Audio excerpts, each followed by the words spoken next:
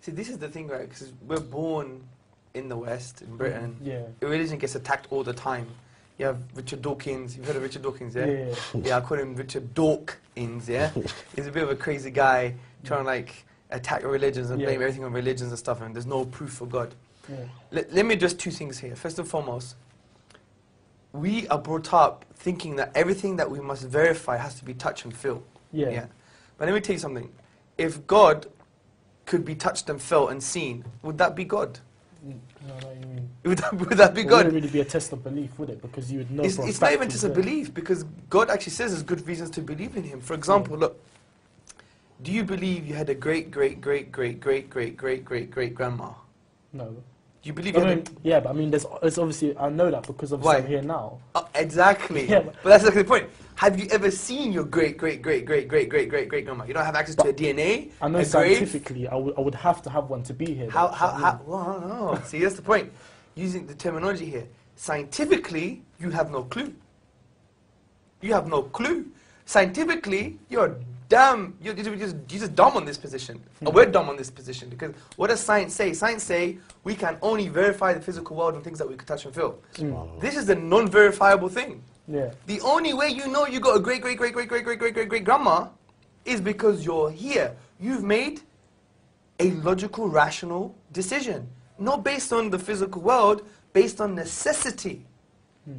If it's necessary your great grandmother existed in order for you to be here. You can't see her, but if someone said she never existed, you say, get lost, man, you're crazy. Do you see my point? Yeah. So the point is, we don't need physical evidence all the time to come to conclusions. Exactly the same thing with God. As you said, cause and effect, creator and created.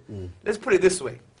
Everything in the universe, dude, that begins to exist, okay, if I just popped like this, here I am, I just popped into existence, has a cause. You know it must have came from somewhere. Everything that begins, that starts to exist, always has a cause. Number two, the universe, without a shadow of a doubt now, began to exist. Based on philosophy, mathematics, Big Bang. You know about the Big Bang, yeah? Yeah, well, yeah. It's not that thing after too many curries, right? Yeah, the Big Bang, okay? So from all this, we know the universe began to exist. So what logically follows? Therefore, the universe has a cause. So we just say, right, without a doubt, we know the universe has a cause. What is the nature of this cause? Well, if you create the universe, it can't be part of the universe. Because if it's part of the universe, then that would mean the universe existed and didn't exist at the same time. Madness. Does that make sense? No. That's just crazy. Madness. Can Abu Bakr exist and not exist at the same time? Don't make no Although we sense. may want him not to exist, because he talks a lot, yeah. Yeah, I'm kidding. So there's that. It must be one, because they're knocking on the door. We don't assume there's Manchester United football team behind the door, right? We say it's one person, isn't it? Yeah? It's the most logical explanation. We know it must be all-powerful. It didn't create a grain of sand, it created the whole universe, right? Yeah. And we know it must be uncreated. Because some people say, well, who created God? It must be uncreated. Why? Don't know why. But let me give you an example. Say I want to shoot you, yeah? Yeah. Good style like this, yeah? Yeah? Hackney style. But before I could shoot, I have to ask Abu Bakr for permission. Abu Bakr, can I shoot the geezer? He says, wait, I need to ask someone behind me to shoot. And that guy has to ask permission too. If that goes on forever, could I shoot you? No. Impossible. Exactly the same thing with the universe. The question of saying who created God is equivalent of saying there is no creation. Because you need a final point. Because if it went on forever, we would never have creation in the first place. So look what we've just done, just very simply. We've said there's a cause for the universe. It must be one, powerful, and uncreated. This is exactly what the Quran says. قُلْ هُوَ اللَّهُ أَحَدٌ Allahu Samad, lam yalid wa lam yulad wa lam yakul lahu kufuwan ahad. Say God is one, unique, eternal, self-sufficient. He begets not, nor was he begotten. He's uncreated.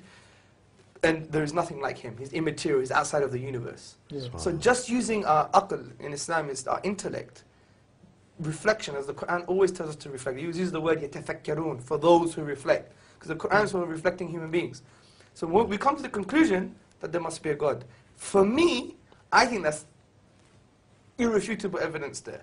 Yeah. We could even go slowly through it again, because they were very basic concepts, weren't they? Yeah. So there's evidence for it. Yeah, there's evidence for it. And then what I would say now is, well, is God an absentee landlord? He just give you the keys and will go away. No. How could we apply something to God that we'll never apply to ourselves? I've got a BlackBerry, right? What came with my BlackBerry? A manual came with my BlackBerry. No. Human beings made this, No. and they made the manual. No. So we make manual for things. We're saying God wouldn't give us guidance. We're actually being saying lesser for the being that created the whole universe. No. We must be chiefs if we think that, man. We must be crazy. So the point is, it only makes sense that he gave us revelation. Now the question is, what is the revelation? That's a profound point we need to be talking about. Sorry to cut you there, because we've got a few callers, inshallah ta'ala. Assalamu alaikum wa rahmatullah. Wa alaikum salam. My name is Ikra and I'm calling from London. MashaAllah. MashaAllah, Hamza, you are an inspiration for us all, and I have a question for Brother Gregory. Your general views on the way things are very Islamic, which is really impressive, as you believe in one God and your views on the hijab, etc. And I'm just intrigued to ask you, what is holding you back from being a Muslim? And do you see yourself as being one? I'm not ignorant to the idea. I mean, I'm slowly learning. I'm not gonna lie, I don't know a lot about the religion.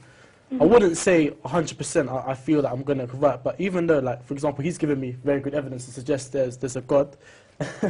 But sometimes you have to believe something 100%. Just to be sure, man. Me, I'm quite doubtful about anything. I'm so indecisive about everything. I go in the shop, I don't know what to buy.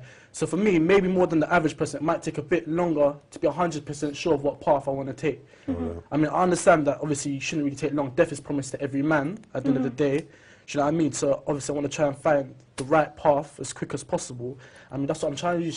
I'm young, I'm just trying to learn and, you know, hopefully find the right path, really.